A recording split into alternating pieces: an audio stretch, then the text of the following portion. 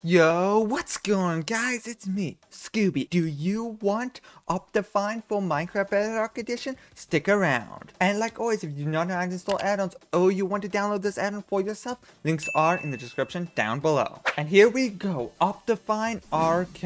And now, of course, it's made by this person right here. And if you click on it, you can read some more. And it's just an optimizing client and an ultra FPS booster. It does come with a cogwheel and it does have different settings. Now I'm going to leave it on the default, because I by far think that's the one that's most intended to use, but there are different options and all that. Now I can't quite read all of this, but if you can, here you go. Now once you've selected, make sure it's active, and all you need to do is click this back button at the top of settings. And once you click it, it'll automatically apply it, and boom, you have Optifine RK. Now if you want to go back into the settings, you can quickly see that there's some quick settings that have popped up over here. Nice and easy to change your camera perspective, hide HUD, hide hand. Very cool, very neat. And of course, if you want to read through all the things that this add-on provides, you click on the info button right here, and as you can see, it has a nice logo. And if you go all the way down, here's all the information you might want to know and all the things that it's compatible with. And it does have some other add-ons that you can use with it, but I'm just doing it stock standard, which is very sweet. If we go to the graphics tab, it has the generic FPS boosting options as like VSync and frame rate limiter.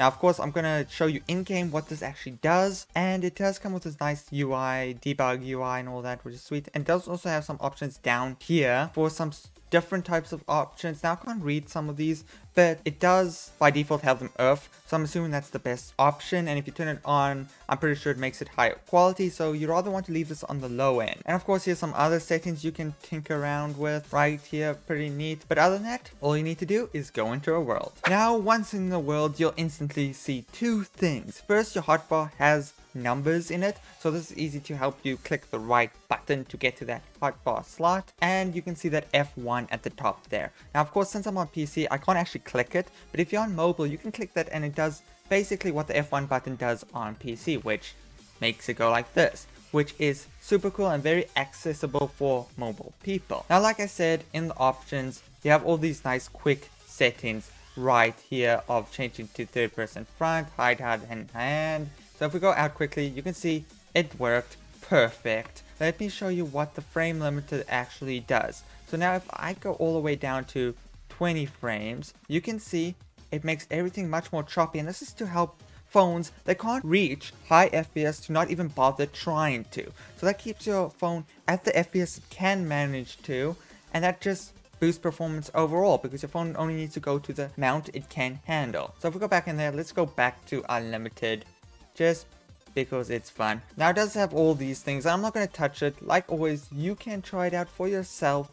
All you need to do is download it. Link is in the description down below. And also all the other info that you might want about the creators also in the description. But you might notice in the world that grass is like this, so it's like all textured on the same side, which is pretty cool, pretty standard for like Optifine and all that. If you look into the distance, you can see like the trees like kind of shimmer and all that, which is to help you with your FPS. It makes it load less stuff in, which is pretty cool. And if you look at the water, you can see it's very one colored, like very still and all that. And if you look here by this example over here, you can see the water is still flowing, right? But it has no stripes in there to indicate it's going there. It still functions perfect, but it's just much more smooth, and it doesn't have different particles and all that, which may cause lag. Now if we go into the chat menu, as you can see here, you have all these different things right here on the right. Now this is the preview and the next, which is pretty cool. You can see all the different commands I use, pretty neat. You have tab, which if I were to go back all the way to just normal slash, would autocomplete stuff like slash spawn point or clone or anything.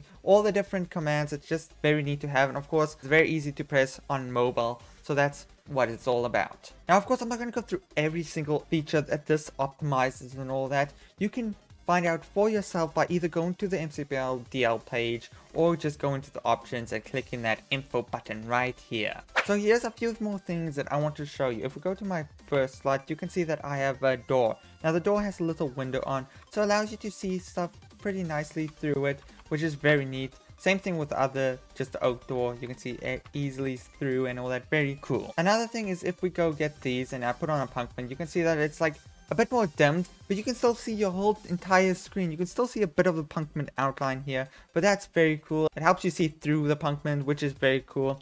Same thing with the spyglass. If we use it, it's much more see-through. You can still see the outline of the spyglass, but it is much more see-through. Here's an example without the Punkman on my head. Now the glass is very see-through.